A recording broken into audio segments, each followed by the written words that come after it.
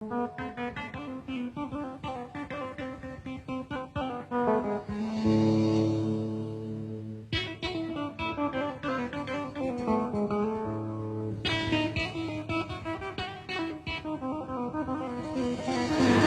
à tous, salam alaikum et bienvenue dans la cuisine de Adnan. Alors la recette qu'on va préparer aujourd'hui, comme promis sur ma page, c'est le thé à la menthe marocain. Et donc pour cette recette, on aura besoin de thé, de sucre, de menthe et d'une bonne théière, c'est très important, vous verrez. Voilà, donc on va commencer par porter notre eau à ébullition. Et contrairement à ce qu'on pense, l'eau ne sort pas à ébullition dans la théière directement. C'est après qu'on va faire ça, mais je vais vous montrer ça tout de suite. Donc on va prendre notre théière ici. C'est une théière qui a l'équivalent de peut-être 5 à 6 verres de thé.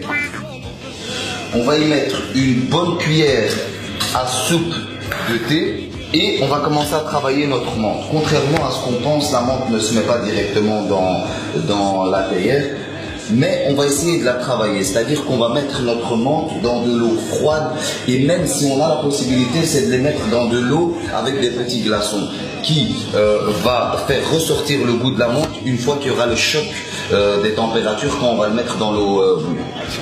Voilà, maintenant on va translater notre eau chaude pour pouvoir travailler notre thé.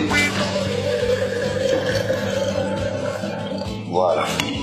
Avec cette eau, on va commencer par mettre un petit peu d'eau dans notre thé et on va laisser. Cette manœuvre a pour but d'ouvrir les graines de thé. Ici, on va extraire le thé. Le vrai goût du thé va s'extraire maintenant. Contrairement à ce qu'on voit et ce qu'on a l'habitude de voir, les gens mettent de l'eau chaude et mélangent directement afin d'extraire toute cette saleté dont disposent les graines de thé. Nous, on va récupérer l'extrait de thé et après seulement on va les nettoyer.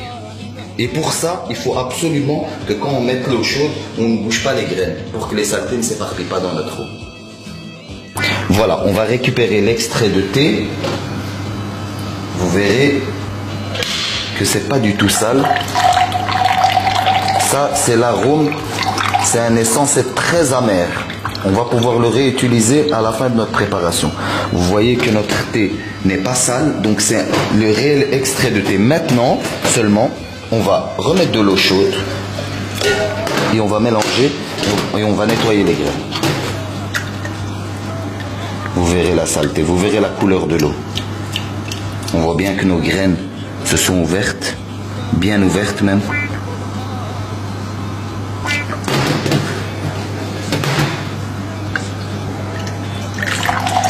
Regardez la couleur, c'est très sale, donc on nettoie au fur et à mesure nos graines.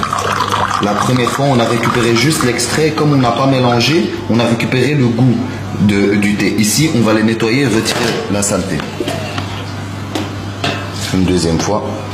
Donc 3 fois en tout. La première fois pour récupérer les extraits, la deuxième fois pour nettoyer, troisième fois pour nettoyer aussi.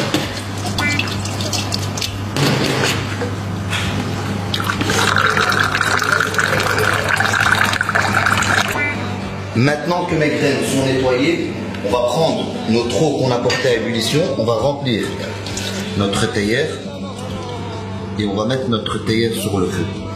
Certaines recettes du nord du Maroc consistent à mettre le sucre dans le bas de la théière quand on va le shahab, quand on va le mettre sur le feu pour la dernière cuisson.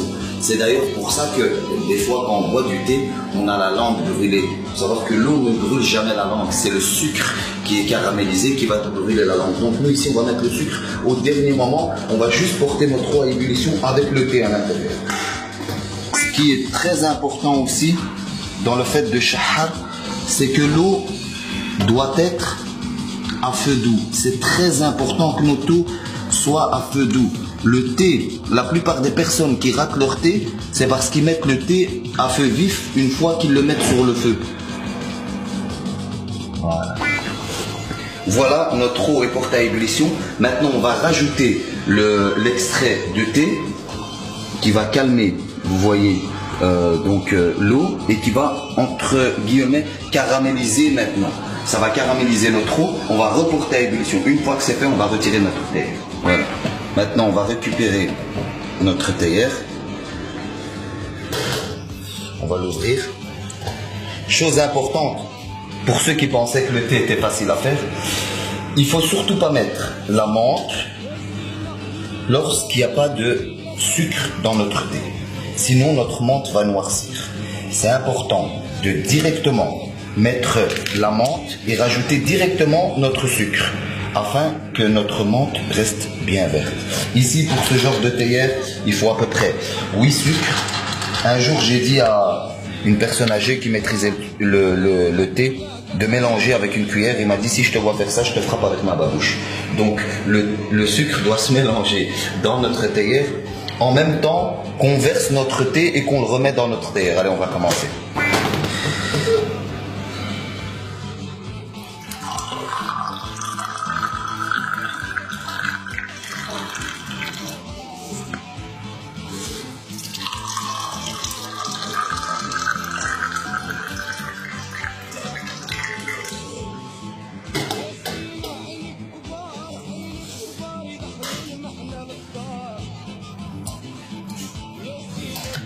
Le but de cet exercice est de créer la rizza. La rizza, en arabe, ça veut dire le chapeau de mousse. C'est-à-dire qu'on va reproduire cet exercice afin de créer au maximum une rizza et aussi afin de mélanger le sucre afin qu'il devienne bien homogène. Comment on va créer cette rizza? Lorsqu'on chauffe notre verre, et on reproduit cet exercice, et à force que le verre soit chaud, ça va créer ce petit chapeau de mousse. Donc il y a une vraie utilité qui se cache derrière le fait de monter notre théière au maximum afin d'éliminer donc ces oxydants. Voilà, on voit que la rizza commence tout doucement. Notre verre est bien chaud, je vais verser le dernier verre. Voilà, ici on le voit bien. On a notre mousse, on a notre thé. Finalement, c'est pas aussi simple de faire un thé marocain à la menthe, donc il y a énormément de procédés à respecter. Je remercie également Bourza qui, quand il a entendu qu'on voulait faire une recette de thé à la menthe, a mis à disposition tous ces thés. Aujourd'hui, on a fait la recette avec le extra fin Chunmi qui est un thé de qualité. Je vous conseille à aller le chercher. Je vais vous quitter sur cette mélodie harmonieuse qui est la seule à se marier avec un thé à la menthe. Bismillah. Alhamdulillah. Salam alaikum.